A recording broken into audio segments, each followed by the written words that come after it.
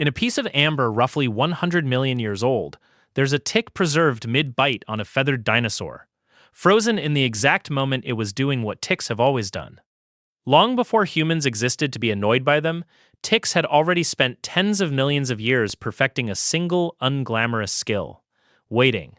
And somewhere in a container right now, a much younger tick is proving that nothing about that skill has faded with time. The tick belongs to a YouTuber named Rusty Cage, and it's day 16 of him trying to kill it. The species is Amblyomma americanum, the Lone Star tick, and this isn't some anonymous bug he grabbed off the sidewalk for content. It's the tick responsible for alpha-gal syndrome, a condition where one bite can leave a person unable to eat red meat or dairy for years because the tick's saliva carries a sugar molecule the human body doesn't recognize. It attacks it on sight. Cage knew what he was holding. He just didn't know how long it would take to finish it. The first attempt was water. Drowning is how most people picture small things dying, quiet and fast. 5 days in, the tick was still moving. By day 7, it looked motionless, until tweezers touched it, and it moved again. The reason sits in a tiny valve on the tick's body called a spiracle.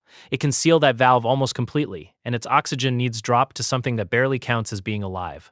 Submerging a tick doesn't drown it, it just gives it permission to wait. So Cage escalated. Suffocation, then loud music, hoping vibration might finish what water couldn't. Neither worked, and the reason is almost funny.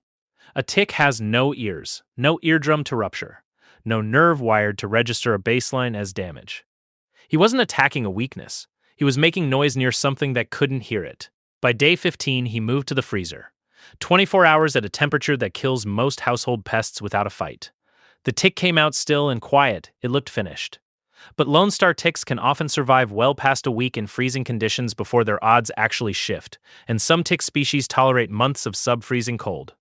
One day in a home freezer wasn't an execution. It was barely a nap. By the end of week 3, Cage had finally done it. The tick was dead. And then, almost like the fight hadn't been satisfying enough to end quietly, he brought it back anyway, using a laser and a sheet of aluminum foil in what he called a resurrection ritual. 16 days trying to end a life, 15 minutes undoing it on purpose. None of this is really about one stubborn insect. It's about an animal that has been running the same survival program since before humans, since before most modern mammals, waiting in leaf litter for a year or more between meals, burning almost nothing while it does. Every method Cage used works by overwhelming a system fast, drowning, cold, sound, and a creature built entirely around patience was never going to lose to speed. The tick wasn't fighting back. It was just doing the one thing its entire lineage has done for 100 million years. Waiting. While a man with 3 weeks and a full arsenal ran out of ideas long before it ran out of time.